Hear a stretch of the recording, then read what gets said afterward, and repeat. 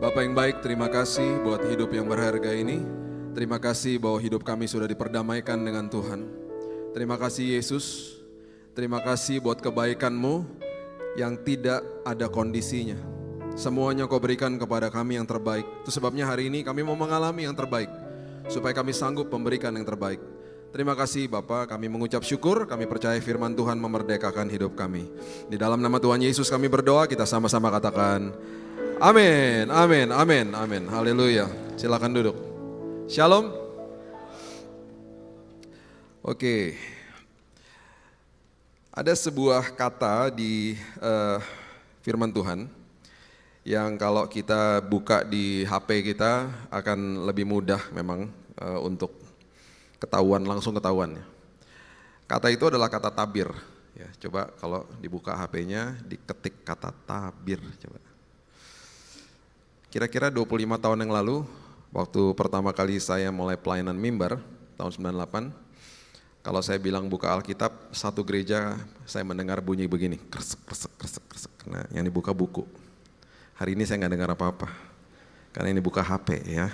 Nah, masalahnya kalau dulu disuruh cari kata tabir ya bingung ya, sekarang kan lebih gampang. Coba diklik kalau bisa, lihat di situ kata tabir, pasti yang keluar di Alkitab kita yang pertama itu di Keluaran pasal yang ke-26. Keluaran pasal yang ke-26, pasti di situ ayat pertamanya yang keluar adalah Keluaran 26 ayat 31, betul?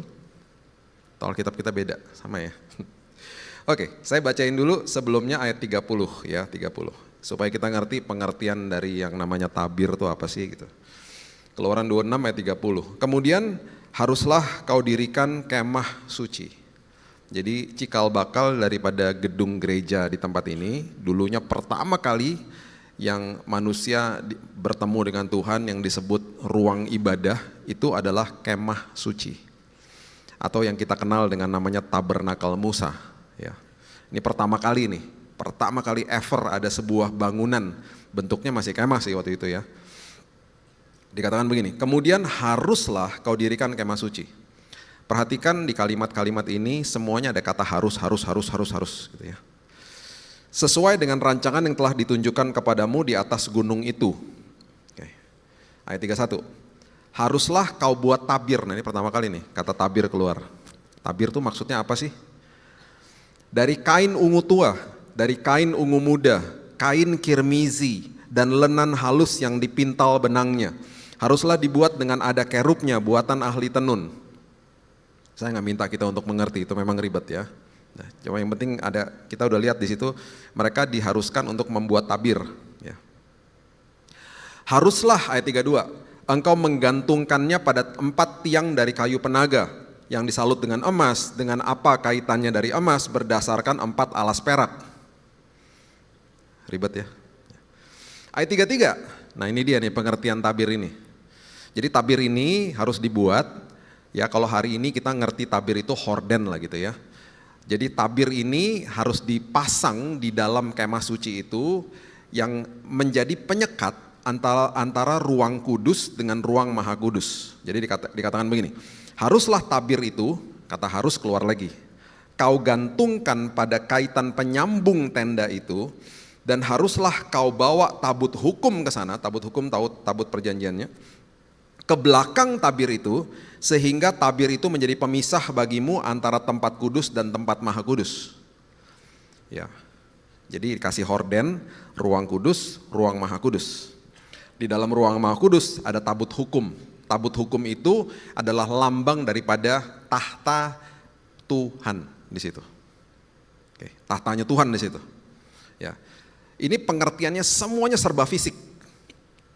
Ada tahta Tuhan, dibentuknya dari tabut perjanjian, ya, tabut hukum dibilangnya. Kemudian di dalam ruang maha kudus ada penyekanya yaitu tabir. Nah, selama setahun sekali yang boleh masuk ke dalam ruang maha kudus, jadi orang satu-satunya orang yang boleh membuka tabir masuk ke dalam itu hanya imam besar. Namanya Imam Besar Harun saat itu. Kemudian ada lagi lah imam besar yang seterusnya. Nah, imam besar tugasnya adalah menjadi mediator antara manusia dengan Tuhan. Jadi imam besar akan bilang begini sekali setahun, saya disuruh sama Tuhan, hari ini ada hari pendamaian namanya, Atonement Day. Dia harus bawa darah hewan, dia masuk ke dalam ruang Maha Kudus, dia percikan darah hewannya di atas tahtanya Tuhan yang dilambangkan dengan tabut perjanjian, kemudian hadirat Tuhan turun. Nah itu ngeri tuh di situ. Kenapa? Karena Tuhan berseberangan sama manusia. Tuhan harus melihat manusia, melihat imam besar dari kacamata atau lensa hukum Taurat. Kalau kamu gak kudus, mati kamu. Karena ini hadirat yang sangat-sangat kudus. Dan dia masih manusia, dia bukan Yesus. Jadi bisa bayangkan beban yang begitu berat bagi si imam besar untuk masuk ke dalam ruang Maha Kudus. Ada kemungkinan besar sehari sebelum hari pendamaian ada kemungkinan dia selamatan di rumahnya sama keluarganya. Terus dia minta doain ya, kenapa? Besok hari pendamaian, ya ampun. Karena ada kemungkinan besar kalau dia gak kudus mati dia di situ. Aduh gue doain ya, lo aman ya. Bahkan dia sendiri harus melakukan pengorbanan-pengorbanan untuk membersihkan dirinya sendiri. Perhatikan prinsip ini baik-baik. Jangan, ini maksud saya memberitahu ini, supaya Bapak Ibu tidak terjebak di dalam yang namanya perilaku atau kebiasaan atau kultur atau tata-tata cara yang dilakukan pada saat itu. Karena nggak bisa dipungkiri sekarang kalau ditanya kita agamanya apa, kita akan bilang gini, Kristen. Tanpa kita sadari, kita akhirnya melakukan kehidupan kita datang kepada Tuhan pakai harus. Sama seperti ini. Dan tanpa kita sadari, akhirnya kita mulai mengkultuskan sarana, bukan Tuhannya. Oke, ikutin pelan-pelan ya. Kalau belum ngopi mungkin agak susah terima. Pelan-pelan ya, pelan-pelan. Oke. Jadi gini, ini yang saya dengungkan berkali-kali, supaya saya ingin kerinduan hati saya, supaya manusia atau orang percaya menikmati Tuhan. Tujuan saya cuma itu aja. Supaya walaupun ada masalah kita akan tersenyum. Karena saya ngalamin Tuhan. Orang Kristen yang terjebak di dalam ranah agama akan selalu tidak punya hubungan intim sama Yesus. Karena di dalam pikiran dia harus datang kepada Tuhan pakai upaya, harus. Dia akhirnya tidak ngalamin Tuhan, akhirnya secara otomatis dia lakukan semuanya, akhirnya dia burn out, capek sendiri. Dan dia di dalam pikiran dia banyak sekali formula, saya harus gini. Sama seperti ini. Sekarang perhatikan, ya, kembali kalau di HP kita tulis kata tabir, kita klik perjanjian baru. Pertama kali kata tabir yang keluar di perjanjian baru, itu ada di Matius pasal yang ke-27, ayatnya yang ke-51 pastinya. Pasti betul. Ya, itu pertama kali keluar perjanjian baru. Apa yang terjadi di situ? Ya, tabir horden pemisah antara Tuhan dengan manusia dirobek saat itu. Coba lihat ayat 50-nya dulu. Matius 27 ayat 50. Dikatakan begini. Yesus berseru pula dengan suara nyaring lalu menyerahkan nyawanya. Yesus menyerahkan nyawanya. Jangan pernah berpikir bahwa Yesus dibunuh sama orang Romawi. Yesus dibunuh sama orang Yahudi. No. Yesus menyerahkan nyawanya. Saya kasih sedikit pelajaran buat ini, sedikit aja ya. Oke. Pada awalnya kematian diciptakan sudah ada kondisi atau status dari kematian itu, kondisinya adalah mati. Death was created dead. Kalau belum ngopi lewat tuh barusan. Pelan-pelan ikutin ya. Kematian sejak awalnya sudah ada. Karena kalau ada hidup ada kematian. Tetapi kematian tidak berkuasa atas manusia. Itu sebabnya Tuhan bilang gini sama manusia, Nak, kamu jangan makan buah dari pohon itu ya nak. Kalau kamu makan, you will surely die. Kamu pasti mati. Dengan kata lain, kalau kamu makan buah itu, kalau kamu tidak taat, kamu akan mengaktifkan kematian. Kematian akan berkuasa atasmu. Kematian bisa berkuasa atas manusia gara-gara ada dosa. Jadi dosa itu adalah bensinnya, kekuatannya untuk memberikan power, memberikan otoritas kepada kematian sehingga kematian bisa membunuh manusia. Jadi dosa itu adalah kuasa untuk memberikan kuasa itu kepada kematian sehingga kematian berkuasa dan bisa membunuh manusia. Itu maksudnya. Sekarang perhatikan prinsip ini baik-baik. Yesus waktu hadir di dalam muka bumi, dia satu-satunya manusia yang menjelma menjadi manusia yang tidak ada dosanya. Dia adalah Tuhan yang sangat konsisten dengan firman-Nya. Itu sebabnya dikatakan di Mazmur, your word is above your name. Firman-Mu melebihi namamu. Apa yang keluar dari mulutmu tidak akan kembali dengan sia-sia, apa yang keluar dari mulutmu tidak akan pernah dibatalkan. Itu sebabnya waktu dia berhadapan sama kematian, nggak ada dosanya toh. Berarti kematian nggak punya kuasa untuk bunuh dia. Sekarang bagaimana supaya kematian punya kuasa, supaya kematian punya divalidasi sama dia, sehingga kematian bisa bunuh dia? Dia ambil semua dosa kita. Walaupun kita belum ada dan belum lahir saat itu. Dia ambil semua dosa manusia. Dia timpakan ke atas hidupnya. Dan dia datang kepada kematian. Dia bilang, sekarang saya memvalidasi, memberikan kuasa ini kepadamu untuk kamu bunuh saya. Itu pengertian daripada dia menyerahkan nyawanya. Gak ada satupun, siapapun, apapun yang bisa membunuh dia. Kecuali dia menyerahkan nyawanya. Itu Tuhan kita yang sangat powerful, yang sangat dahsyat. Dia kasih kuasa itu kepada kematian. Dia bilang, sekarang kamu bisa bunuh saya. Dan itu sebabnya waktu dia mencurahkan darahnya, bukan seperti imam besar. Imam besar bawa darah hewan. Yesus bawa darahnya sendiri. Itu sebabnya ketika dia menyerahkan nyawanya, ayat 51 mengatakan begini. Dan lihatlah tabir bait suci terbelah dua dari atas sampai bawah, dan terjadilah gempa bumi dan bukit-bukit batu terbelah.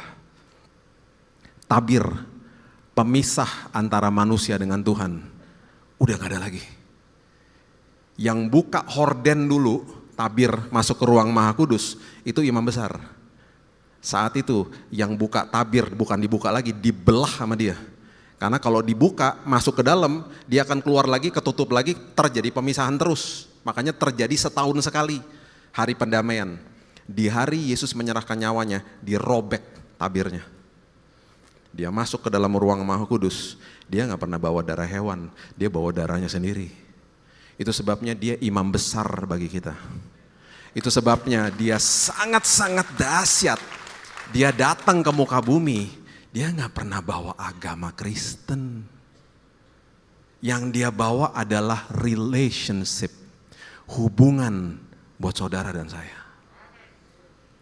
Itu sebabnya kalau kita gak ngerti itu, kita terperangkap di dalam ranah agama, kita gak pernah ngalamin Tuhan akhirnya. Dan mulailah keluar kata-kata yang kedengarannya bagus, tapi salah. Akhirnya kita tertuduh terus. Akhirnya yang kita lakukan, tabir yang udah kebelah, kita jahit lagi. Yang jahit tabirnya lagi, yang menjadikan, yang mau dipisahkan sama Tuhan, manusianya lagi. Apalagi dengan pemberitaan firman dari atas ini, yang menakut-nakuti jemaat. Dan makin dijahit lagi tabirnya, jemaat makin ketakutan. Aduh, Tuhan berseberangan ya sama saya gitu. Aduh, Tuhan murka ya sama saya. Kita sudah diperdamaikan sama dia. Dan itu sebabnya di kitab Ibrani, lihat ini. Saya makin merinding kalau baca-baca ginian nih. Ya, betapa dahsyatnya Yesus. Coba lihat ini, Ibrani 6 ayat 19. Ibrani 6 ayat 19. Coba lihat ini. Pengharapan itu, ya, selama kita hidup, selama kita bernafas, sampai kita menutupkan mata, kita selalu punya pengharapan. Ya, pengharapan itu, perhatikan kalimat-kalimat ini, adalah sauh yang kuat, jangkar yang kuat, dan aman bagi jiwa kita. Dilabuhkan, dilempar ke dalam, atau dibawa ke dalam, dan itu ada kata telah dilabuhkan. Jadi nggak ada kata-kata harus nggak. Makanya Yesus ketika datang kepada kita, dia bilang gini, nak, kamu ikut aku nak, perjalananmu pasti enak. Dah, yuk ikut aku aja, jalan sama aku, nikmati aku nak. Itu pelajaran yang dia terus kasih sama kita. Salah satunya ini, kamu punya pengharapannya, sini kasih aku sini aku pegang ya nak, yuk ikut, yuk masuk sini, dia jalan. Pengharapan kita dipegang sama dia. Telah dilabuhkan, perhatikan kalimat ini, sampai ke belakang tabir. Karena pemisahnya udah dirobek sama dia. Sini nak, ikut masuk ke ruang tahta Maha Kudus nak, yuk. Di dalam alam roh manusia gini, nggak boleh kan Tuhan, nanti Tuhan murka kan, nggak boleh manusia ketemu sama Bapa di sorga. Siapa bilang? Yuk sini yuk. Terus kalimat itu diteruskan dengan kata begini, di mana Yesus telah masuk sebagai perintis bagi kita. Dia yang merintis jalan masuknya toh. Menurut peraturan Melkisedek menjadi imam besar sampai selama-lamanya. Terjadi sekali untuk selama-lamanya. Jadi ini perhatikan prinsip ini. Ya. Perintis itu artinya prodromos. Prodromos di kerajaan zaman-zaman dulu itu adalah orang yang lari masuk ke dalam kota dan dia teriak, woi sebentar lagi ada orang penting mau datang, sebentar lagi ada raja mau lewat. Semua turun dari rumahnya, berdiri di pinggir jalan, dan ketika orang penting itu lewat semua tepuk tangan. Ayat ini menyatakan Yesus yang jadi prodromos, seolah-olah dia ketika dia robek tabir Bait Allah, itu dia masuk ke dalam ruang Maha Kudus. Dia bawa pengharapan kita. Dia teriak kepada seisi sorga, siap-siap, siap-siap. Sebentar lagi ada orang penting mau datang, mau masuk ke dalam tahta Tuhan. Siapa? Saudara dan saya.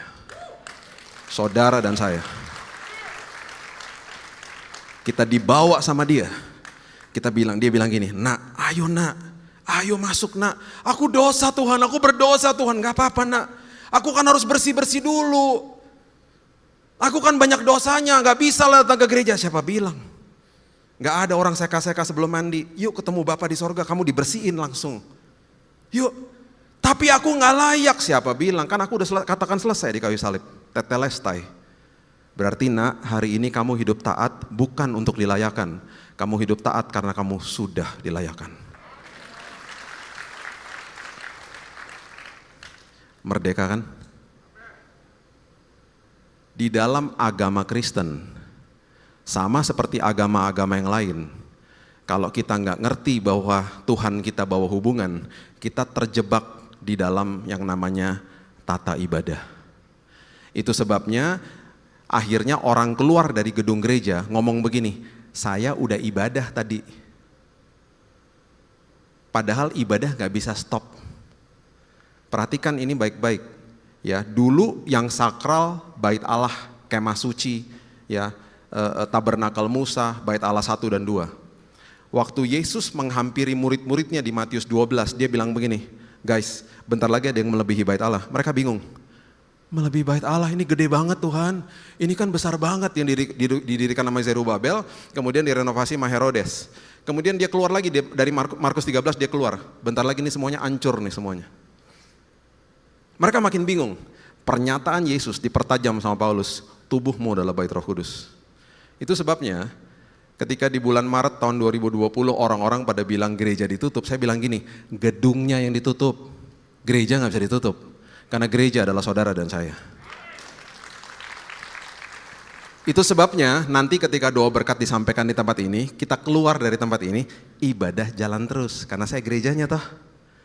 Kalau pikiran kita ini gedung gereja dan ini gerejanya dan saya masuk ke sini dan saya ibadah di sini, akhirnya kita mengurung Tuhan di sini. Akhirnya orang yang berkelahi di mobil datang ke gereja ngomong gini sama istrinya atau sama suaminya, ibadah dulu. Ntar kita sambung lagi, oke? Tempat kudus nih. Jangan berantem di sini, ntar kita nggak dilayakkan sama Tuhan. Stop dulu, ribet amat sih lo gitu. Udah masuk ke dalam gedung gereja, ketemu teman-temannya munafik, shalom, shalom gitu kan. Karena pikirannya ini ruang kudus, tempat kudus. Keluar dari gedung gereja, masuk mobil, sampai mana tadi? Hah, lo pikir gue lupa? Gak bisa, mobilnya berubah jadi tempat ibadah. Karena kita gerejanya. Rumah kita berubah jadi tempat ibadah. Kantor kita berubah jadi tempat ibadah. Dimanapun kita injak kaki kita, tempat itu berubah jadi tempat ibadah. Karena saya gerejanya. Ketika kita ngerti pengertian ini, kita ngalamin Tuhan. Makanya seringkali didengungkan dari atas mimbar. Orang-orang sering didengungkan kata-kata seperti begini. Ayo berikan yang terbaik, kita bingung. Berikan yang terbaik apa ya? Nyanyi. Udah gitu dengar firman, persembahan, perjamuan, doa berkat pulang. Oh itu kali ya yang terbaik. Itu salah satunya. Itu hanya bagian kecil, cuma 1,5 jam kita di tempat ini. Yang terbaik adalah kalau kita paham pengertian ini. Saya nggak bisa kasih uang kalau saya nggak punya uang. Saya nggak bisa kasih waktu kalau saya nggak punya waktu. Saya nggak bisa kasih yang terbaik sebelum saya ngalamin yang terbaik dari Tuhan. Jadi tiap hari kita makin paham, oh ini toh yang terbaik. Tuhan datang kepada saya bawa hubungan. Satu-satunya Tuhan yang turun dari tahtanya menghampiri manusia. Gak ada yang namanya agama-agama di antara dia dengan manusia. Itu hanya Yesus.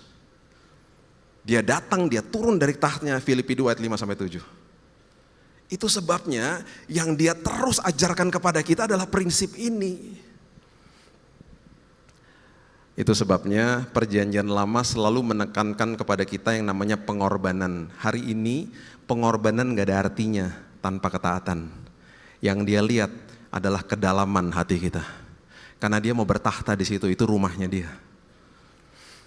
Satu hari, anak saya Raina ini waktu masih kecil, dia suka melukis. Dia adalah anak yang suka melukis. Dan waktu di usia 3 tahun, saya dipanggil sama guru melukisnya dia, dibilang begini, Pak, ini anak kami mau masukkan ke dalam pameran lukisan. Oh oke, boleh. Pak ada uang registrasi ya Pak 300.000. Oh oke. Tahun 2003. Dalam hati saya mahal banget. Mau ikut-ikut pameran harus bayar juga. Ya udah nggak apa-apa lah gitu. Setelah saya udah daftar segala macam, saya datang ke pameran lukisannya, duduk seperti Bapak Ibu seperti begini, terus event organizer-nya ngomong di depan, Bapak Ibu yang terhormat, hari ini inilah pelukis-pelukis yang nanti Bapak Ibu akan lihat karyanya, katanya gitu. Dari anak saya Raina tuh masih 3 tahun, sampai yang paling tua 70 tahun, berdiri di depan semuanya pelukis-pelukisnya. Terus event organizer-nya bilang begini, Bapak Ibu kami persilahkan untuk masuk ke dalam ruang pameran, Bapak Ibu diberikan waktu 20 menit. Untuk melihat-lihat lukisan-lukisan yang ada. Dan semua lukisan itu Bapak Ibu sudah ada harganya, dijual semuanya. Nah kalau sampai Bapak Ibu melihat ada lukisan yang sudah ada stiker warna oranye, itu berarti lukisan itu sudah terjual. Silahkan masuk, setelah 20 menit kami akan persilahkan semua pelukis-pelukis ini untuk join ke dalam, masuk ke dalam. Jadi waktu saya dipersilahkan masuk ke dalam, yang saya cari lukisan siapa? Ya anak saya lah. Saya nggak peduli yang lain, saya ke bagian anak-anak, saya lihat dari jauh namanya Raina Abigail, oh itu anak saya gitu ya. Saya mendekat, saya lihat ada harganya 300.000. Dalam hati saya lumayan juga nih, uang registrasi balik deh kalau aku kejual kan. Saya mendekat, saya nggak paham lukisan, jadi saya mulai bingung, ngelukis apa anak gue ya? Terus dalam hati saya gini, ngelukis apa ya? Terus ngeliat dari kiri nggak ngerti, dari kanan nggak ngerti, dari bawah nggak ngerti, tiba-tiba ada perasaan begini, jelek banget lukisannya. Nggak ngerti soalnya. Sebagai bapak yang baik, sebelum anak saya masuk ke dalam, saya mulai cari teman-teman saya yang hadir juga, yang anak-anaknya ikutan pameran lukisan. Saya mulai promosi lukisan anak saya, mudah-mudahan kejual. Supaya anak saya seneng dong kalau masuk nanti. Ketemu teman saya, bro, lukisan anak gua. Yang ini nih agak kurang-kurang kenal gitu. Jadi dia cuma lihat doang, udah gitu, udah dia pergi. Agak sopan dikit yang ini, karena kurang-kurang kenal gitu. Yang berikutnya karena udah kenal baik, bro lukisan anak gue bro, dia begini, apaan tuh? Dengan berjalannya waktu, udah mau 20 menit, teman-teman dia lukisan udah pada laku, event organizer datang ke saya. Pak, lukisan anak bapak belum ada yang beli. Iya gimana dong mbak? Mbak, nggak begitu bagus mbak menurut saya. Jangan salah pak, itu out of the box. Dia betul-betul anak yang ngelukisnya aneh sendiri pak, memang pak. Itu makanya nggak laku mbak. Udahlah pak, udahlah apa? Bapak aja yang beli, enak aja. Ngapain gue beli lukisan anak gue sendiri? Di rumah juga banyak tahu. Ngapain? Udahlah pak, nggak ada yang beli soalnya. Dengan berat hati. Dengan berat hati. Supaya anak saya senang, saya akhirnya bilang ini, ya udah deh, dalam hati saya nggak akan deh ikut-ikutan kayak gini lagi, gila, nggak mau rugi, lo bayar registrasi, gue sendiri yang beli lukisannya, nggak mau udah mana jelek lagi.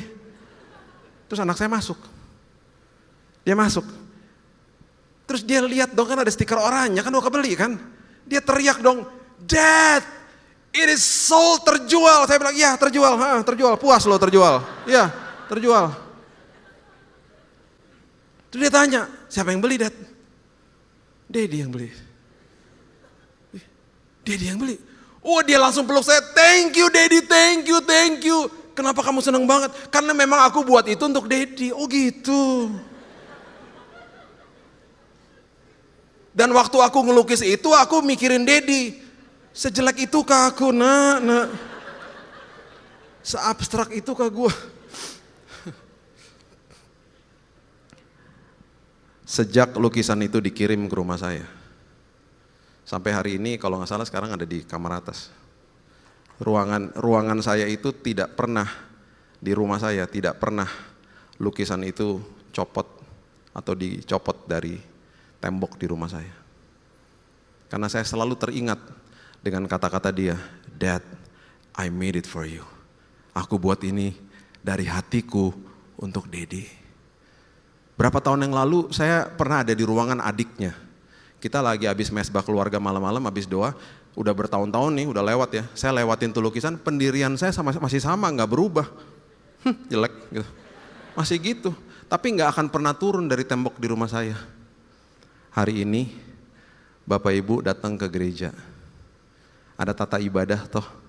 Kita nyanyi, ngikutin nyanyi. Mungkin suaranya jelek, nggak seperti yang di tim PW di sini. Sampai sama Tuhan dia gak peduli, dia ambil suara-suaranya, dia pajang di tembok sorga. Yang komplain siapa? Malaikat. Itu jemaat PRJ suaranya jelek-jelek, kenapa Tuhan pajang di tembok sorga sih? Aku gak lihat kualitas suaranya, mereka nyanyi dengan ketaatan dari hati mereka. Makanya aku pajang sorga. Itu relationship yang dilihat kedalaman hati. Saya tutup sama ini ya, Matius 11. Boleh ada satu yang maju ke depan? Saya mau suruh dia khotbah juga, enggak, bercanda. Oke. Coba buka Matius 11 ayat terakhir. Ayat favorit jemaat, ayat terakhir. Kecuali di sini ya. Kalau tempat lain, kalau ayat terakhir semuanya senang. Oh bentar lagi pulang, kecuali PRJ. Ya terakhir pasti gitu. Karena muka-muka belajar semuanya. Matius 11 ayat 28, coba baca ya. Marilah kepadaku, semua yang letih lesu dan berbeban, aku akan memberikan apa? Kelegaan kepadamu. Oke, perhatikan prinsip ini. Ini keluar ayat ini karena Yesus udah muak sama ada 613 peraturan agama. Membebankan banyak orang akhirnya. Orang bingung. Akhirnya dibilang begini, pikulah kuk yang kupasang. Kenapa ada kuk? Karena waktu saat itu memang mereka banyak bergerak di dalam bidang agraria. Kuk itu berbentuknya salib sebenarnya, mengkaitkan dua leher lembu, dan biasanya ada petani di belakangnya toh. Kalau misalnya lembunya mau ke kanan, petaninya mau ke kiri, ditarik lehernya. Woi sini lo gitu, dicempeti lagi, tas gitu. Perhatikan kalimat ini, pikulah kuk yang kupasang, learn from me. Langsung ada kalimat itu, belajar daripadaku, karena beda, pengertiannya beda. Karena aku lemah lembut, rendah hati, jiwamu akan dapat ketenangan. Sebab kuk yang kupasang itu enak. Dengan kata lain, berjalan sama saya tuh enak. Dan bebanku pun ringan. Aku gak kasih beban sama kamu. Kamu akan nikmati perjalanan kamu. Nih contohnya gini. Boleh kasih tahu namanya? Andre, Pak. Andre? Andre. Oh Andre, oke. Andre ini adalah pribadi kita. Anggaplah saya Tuhan, tangan saya ini kuknya. Ya, saya berjalan sama Andre. Ya, dia sudah terima Yesus, kita berjalan bersama. Sekali lagi Tuhan gak pernah tinggalkan kita sedetik pun, oke? Berjalan dari dalam perjalanan kehidupan ini, tiba-tiba Andre berjalan ke kanan, melenceng ke kanan, oke? Melenceng ke kanan, Tuhan akan bilang gini, Roh Kudus akan bilang gini, nak, jangan ke kanan nak, jangan. Tapi dia terus ke kanan. Apakah Tuhan akan begini? Ya udah sana Gi, terserah lu sana. Tuhan begitu? Enggak. Dia ikutin. Terus prinsip yang berikutnya, apakah dia akan tarik seperti petani-petani itu? Sini loh, ditarik-tarik. Enggak, karena dia juga tidak akan paksa. Nanti di rumah dibaca kisah perjalanan ke Emmaus. Ketika dia sampai ke depan rumah dua murid itu, Alkitab dengan jelas mengatakan begini, Yesus berbuat seolah-olah ingin meneruskan perjalanan. Yesus gak pernah mau paksa kita. Dia gak pernah mau paksa masuk. Itu sebabnya kalimatnya dia berbuat seolah-olah ingin meneruskan perjalanan. Berarti dalam hatinya, undang dong, itu Tuhan loh. Dia akan paksa? Enggak. Dia akan ikutin, dia akan dampingin terus. Dan tiba-tiba kehidupan kita ini jatuh dalam dosa. Oke? Waktu dia jatuh dalam dosa, yang Tuhan langsung kasih tahu, Roh Kudus langsung kasih tahu, makanya kita rasa bersalah. Itu namanya proses, namanya conviction, kita diinsafkan sama Roh Kudus. Tuhan cuma ngomong begini sama kita, nak, yang barusan kamu lakukan itu salah. Tahu nggak apa yang iblis lakukan? Dia akan serang karakter kita, bukan perbuatan kita. Iblis akan bilang gini, pecundang lo, nggak layak lo, buat dosa lo, nggak bisa memang lo ikut Tuhan. Kita diserang karakternya, makanya kita rasa tertuduh. Makanya Roma 8:1 mengatakan apa? There is no condemnation in me.